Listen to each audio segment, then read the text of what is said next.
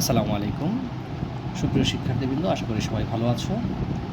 আমরা ধারাবাহিকভাবে প্রায় 9.1-এর অনেকগুলো অঙ্ক এই অধ্যায়ের করে সমাধান করে দিয়েছি। আজকে অধ্যায়ের 25 নম্বর সৃজনশীলের ক এবং খ করিয়ে দিব এবং পরবর্তী ক্লাসে ইনশাল্লাহ গ নম্বর করে দেব। প্রশ্নটা হচ্ছে কোসেকে মাইনাস কটে ইজিক্যাল টু 1/x হলে ক নাম্বার প্রশ্ন চেয়েছে কোসেকে প্লাস কটে এর মান নির্ণয় করো। দেখাও যে sec equal to x square plus 1 x square minus 1 এবং গ নাম্বার প্রমাণ করতে বলছে উদ্দীপকের আলোকে প্রমাণ করো যে tan a plus cot a equal to sec into cosec.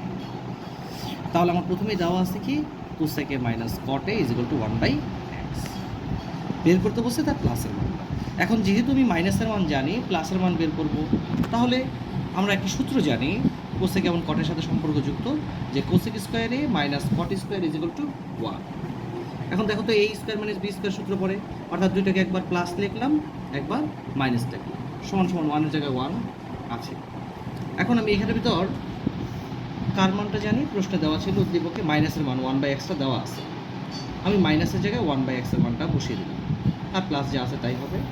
এই পাশে গুণ আকারে আছে, সমান সমান চিহ্নের পাশে কি ভাগ আকারে চলে গেল, অর্থাৎ এটা থাকলো। ভাগ কি গুণ বানাইলে পরবর্তী সংখ্যা উল্টে যায়, অর্থাৎ x চলে গেল উপরে, 1 এসে পড়েছে নিচে, 1 কাটা তাহলে বাকি থাকে কি x, অর্থাৎ কোসেকে প্লাস কট এ সমান সমান x। অর্থাৎ এটা এমসিকিউর জন্য প্রশ্ন আসে, যদি মাইনাসের মান যা আসবে প্লাসের মানটা তার উল্টাটা আসবে। তা মাইনাসের মানটা আসছে 1/x, তাহলে প্লাসের মানটা কি আসছে x, আবার প্লাসের মানটা x থাকতো মাইনাসের মান 1/x হইতো। এবার পরবর্তী খ নাম্বার যেটা আছে, খ নাম্বার আমাকে বলেছে প্রমাণ করো যে sec a equal to x square plus 1 x square minus 1। এটা এই যে ক থেকে আমরা ক যে মানটা বের করেছি cosec a plus cot a equal to x, এই মানটা বের করেছি, এটা থেকে প্রমাণ করতে হবে।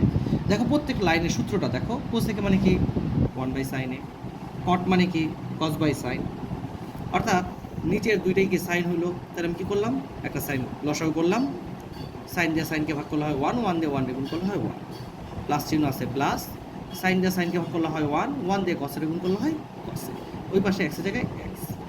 এখন আমার উত্তরটা কী ছিল একটু খেয়াল করো, sec a equal to x square plus 1 x square minus 1, অর্থাৎ এক্সের উপর কী দরকার স্কোয়ার দরকার।